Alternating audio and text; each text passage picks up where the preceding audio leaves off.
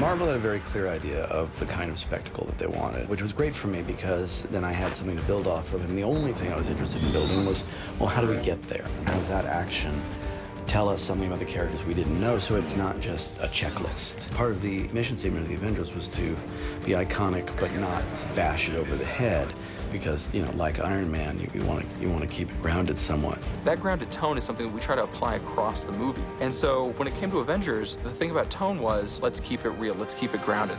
Let's see what would happen if we put all these people together and this situation really occurred.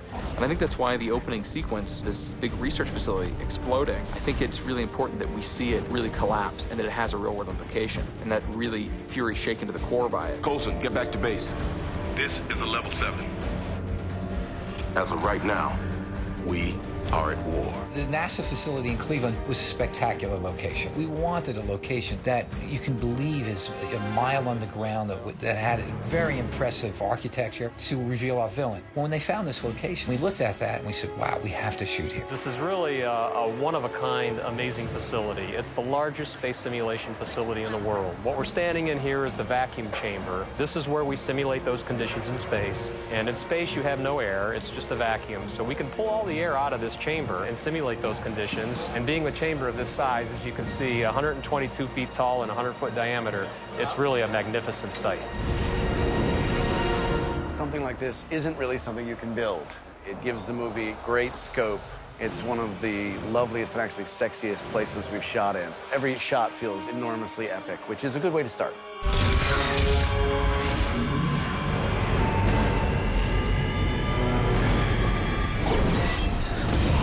The technology of S.H.I.E.L.D., which up to this point has been a few nifty gadgets, but mainly a lot of sedans and futuristic-looking cars and things like that. Well, in this movie, we introduce what comic fans always sort of thought might be just out of frame or just above the clouds in some of the other films, the helicarrier.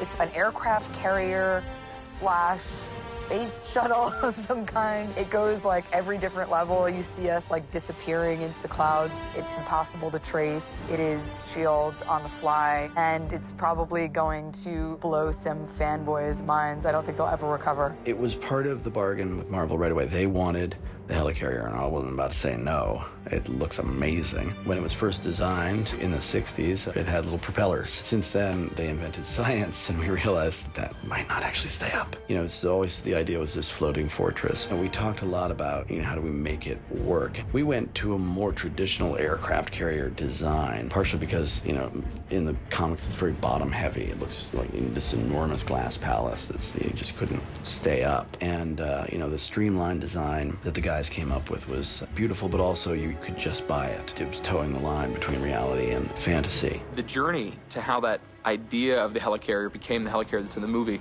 has been really interesting. It was kind of late in the process of the story development where we said, you know what, we should see the helicarrier take off out of the water. We shot it on a parking lot in Albuquerque for all the scenes that has Mark Ruffalo and Scarlett and Chris. Pretty much that's all that is real. There's a few people walking around, there's a couple of trucks, there's I think 1 or 2 planes that are real, but everything else is completely digital. It was designed so that the reflection and the refractions that we were getting was big enough to give us some bounds so that we could actually recreate it and feel that you were in a takeoff area of some sort of carrier in the water, but nobody really knows until it takes off that is actually a flying ship.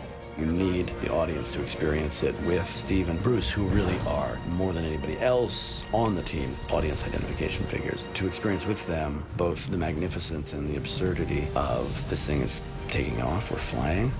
And that sequence became actually a very important part of the emotional journey of the thing. That is beautiful imagery. That is actually beautiful imagery. It really is. When Captain America and Bruce Banner walk onto the helicarrier for the first time, you can see it in their eyes. They're impressed. I mean, everyone who walked onto the set was impressed. So you bring them onto the set for the first time, it is truly a wonder. I'm really looking forward to all aspects of shooting in here. It's such a beautiful place to explore photographically. All sorts of lovely foreground detail that James Chinland, the designer, has given us. So, I mean, it's a whole panoply of angles. I mean, I'm in options paralysis where we're like going, my God, every angle is a good one.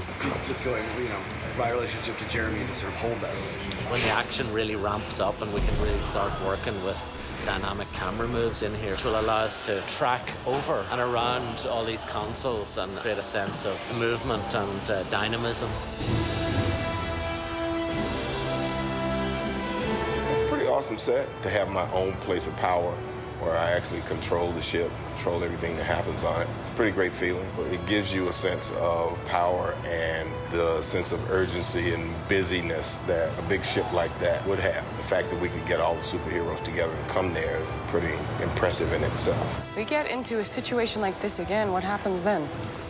They'll come back.